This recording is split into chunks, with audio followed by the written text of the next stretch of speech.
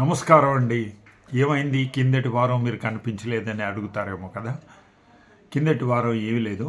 నేను మా ఆవిడ కలిసి మేము దోధామ్ యాత్రకు వెళ్ళాం. అంటే 2 ధాములు చూసాం. ఏవంటే అవి కేదార్నాథ్ ధామ్, ఇంకా బద్రీనాథ్ ధామ్. దాని గురించి మాట్లాడదాం ఇవాళ. ఎంత తెలుసో అంతే డిస్కస్ చేస్తాను.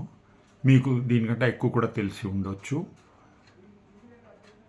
ఏమైనా తప్పు ఉంటే మన్నించాలి, క్షమించాలి. ముందు కేదార్నాథ్ ధామ్. అసలు కురుక్షేత్ర యుద్ధం సంపన్నం అయింది, పాండవులు గెలిచారు. కానీ పాండవులకి ఒక ఐడియా వచ్చింది, మనం మన వాళ్ళే ఇంతమందిని హత చేసాం కదా, హతమార్చాం, కొట్టాం, చంపేసాం. ఈ పాపానికి ప్రాయశ్చితం ఎలా చేయాలి, పదండి మనం శివుడి దగ్గరికి వెళ్దామని అనుకున్నారు. అలా ఆలోచించి పాండవులు అందరూ కలిసి శివుడి దగ్గరికి వెళ్తారు. శివుడు అసలే ఆశుతోషుడు, అంటే చాలా తక్కువలోనే అతను చాలా సంతోషం ప్రాప్తి చేసుకుంటాడు. కానీ ఈసారి మాత్రం అతను వెంటనే లొంగిపోలేదు. అతను పరిగెట్టడం మొదలుపెట్టాడు. అతను ఓ నంది రూపం ధారించి, ఓ ఎద్దు రూపం ధారించి పరిగెట్టడం ప్రారంభించారు. ఎక్కడంటే గర్వాల్ హిమాలయాస్, ఆ హిమాలయ ప్రాంతంలో. అప్పుడు ఏదో ఒక దృశ్యం చూసి భీముడు అనుకున్నాడు, ఇతడే, ఈ ఎద్దే మనకి శివుడు మారు రూపంలో తిరుగుతున్నాడు అని. ఆ ఎద్దుని పట్టుకోవడానికి వెళ్ళేసరికి ఆ ఎద్దు వెనకాతల హంప్ ఉంటుంది కదా, ఆ హంప్ని పట్టేసుకున్నాడు. అది అక్కడే భూస్థాపనం అయిపోయింది. అది మన కేదార్నాథ్. అది అందరి హిందువులకు చాలా చాలా ముఖ్యమైన పుణ్యక్షేత్రం కేదార్నాథ్ ధామ్. అదొక ట్రయాంగులర్ షేప్ లింగం ఉంటుంది. యాక్చువల్లీ 5 కేదార్స్ ఉన్నాయి, పంచకేదార్స్ అంటారు. కేదార్నాథ్ ఒకటి, అక్కడేమో ఈ హంప్ లాంటిది మన వీప్ మీద ఉండే నంది లేకపోతే రిషభం హంప్లా ఉండేదో అది కేదార్నాథ్ ధామ్. తుంగనాథ్, అది కూడా దగ్గర ప్రాంతంలోనే ఉంటుంది. అది కూడా 3600 మీటర్స్ హైట్లో ఉంది. ఇంకోటేమో రుద్రనాథ్ ఏమో ముఖం, శ్రీముఖం, ఈ నందేశ్వర శ్రీముఖం అక్కడ ఉంది. మధ్యమహేశ్వర అంటే బొజ్జ, కడుపు, బొడ్డు, ఇవన్నీ ఈ ప్రాంతాన్ని అక్కడ పూజ చేస్తారు.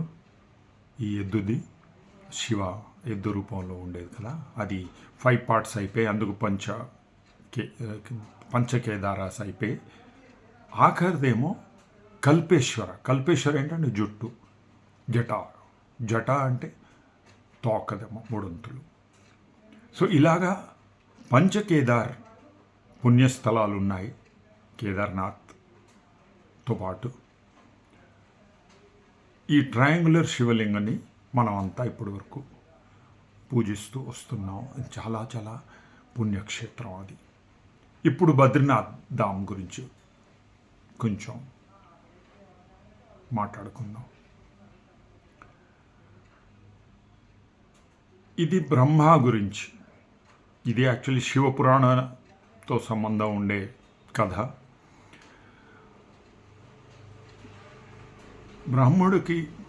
బ్రహ్మకి యాక్చువల్ బ్రహ్మదేవుడికి ఒకటే శిర, ఒకటే తల ఉంది. కానీ ఆయనకి సడన్గా అహంభావం పెరిగిపోతుంది, ఈగో పెరిగిపోతుంది. ఆయన సృష్టించిన సరస్వతి దేవిని చూసి ఆయన మోహపడతాడు. అంటే మీరు చూడండి, ఒక ఆర్టిస్ట్ ఒక పెయింటింగ్ చేసి ఇది నా బెస్ట్ పెయింట్ అని అనుకుంటే ఎలాంటి భావన ఉంటుంది, అలాంటి భావంతో ఆయన చాలా మోహపడ్డాడు. ఆయన చాలా అహంభావంతో తిరుగుతున్నాడు. ఆ సరస్వతిని ఎక్కడైనా పారిపోతుందేమో అనుకుని చతుర్ముఖ 4 దిక్కుల 4 ముఖాలు సృష్టించారు. బ్రహ్మదేవుడు కదా ఏదైనా సృష్టించగలరు. సో ఈ 4 దిక్కుల చతుర్ముఖ బ్రహ్మ కాకుండా ఒకటి తల మీద పంచముఖ కూడా ఉంది.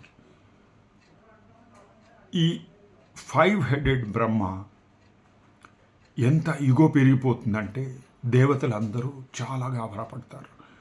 పదండి మనం శివుడి దగ్గరికి వెళ్దాం, ఆయన్ని ప్రార్థిస్తాం, ఆయన్ని రక్షించమని చెప్దాం. దేవుడు చాలా అహంభావంతో ఎక్కువ పెరిగిపోతున్నది, చాలా కష్టం అయిపోతున్నది అందరి దేవతలకి. శివుడు అంటాడు, మీరేం గాబరపడద్దు, నేను చూస్తాం. ఆయన వచ్చి ఇప్పుడు 5 ముఖాలు ఉన్నాయి కదా, ఆకాశానికి చూస్తున్న ముఖాన్ని చితకబాదాడు మటాష్. కానీ బ్రహ్మహత్య, బ్రహ్మదేవుడు బ్రాహ్మణుడు, ఆ బ్రాహ్మణుడిని మీరు హత్య చేస్తే అదొక బ్రహ్మహత్య పాపం. మీకు అది మీరు దేవుడైనా శివుడైనా మీకు ఆ పాప భోగించాలి. ఆ పాపం మీరు వదులుకోలేరు, దానికి ప్రాయశ్చితం చేయాలి. ఏమవుతుందంటే ఆ కపాలం, 5వ కపాలం ఏది శివుడు చితకబాస్తాడో అది ఆయన చేతికి అంటుకుంటుంది. పార్వతీదేవి ఈశ్వరుడు ఇద్దరు కలిసి ఆలోచిస్తారు ఏం చేయాలి. పార్వతీదేవి అంటారు, మీరు ఈ బ్రహ్మకపాలం మీ చేతిలో అంటుకుంది కదా, అది పట్టుకొని మీరు భిక్ష, ఇప్పుడు భవతి భిక్షాం దేవి అని భిక్ష కోసం ప్రపంచం మొత్తం తిరగాలి. ఇద్దరు అనుకుంటారు, విష్ణు వైకుంఠానికి వెళ్ళి విష్ణు దేవుడితో మనం చెప్పుకుందాం మన బాధలు. అప్పుడు 2 స్టోరీలు ఉన్నాయి యాక్చువల్లీ. ఒకటేమో లక్ష్మీదేవి వచ్చి ఆ బ్రహ్మకపాలం మీద దానం ఇస్తే ఆ దానం ఓవర్ఫ్లో అయ్యి చేతి నుంచి భూమి మీద పడితే అప్పుడు శివుడికి ఈ బ్రహ్మహత్య పాపానికి ప్రాయశ్చితం జరుగుతుంది, ఆ కపాలం వదులుకోవచ్చు. అది ఎక్కడైందంటే 200 meters ఫ్రమ్ బద్రీనాథ్ ధామ్. దాన్ని బ్రహ్మకపాలం అంటారు. ఇంకో స్టోరీ ప్రకారం విష్ణుదేవుడు ఛాతీ కోసుకొని ఆ రక్తంతో ఈ బ్రహ్మకపాలం నింపిస్తాడు.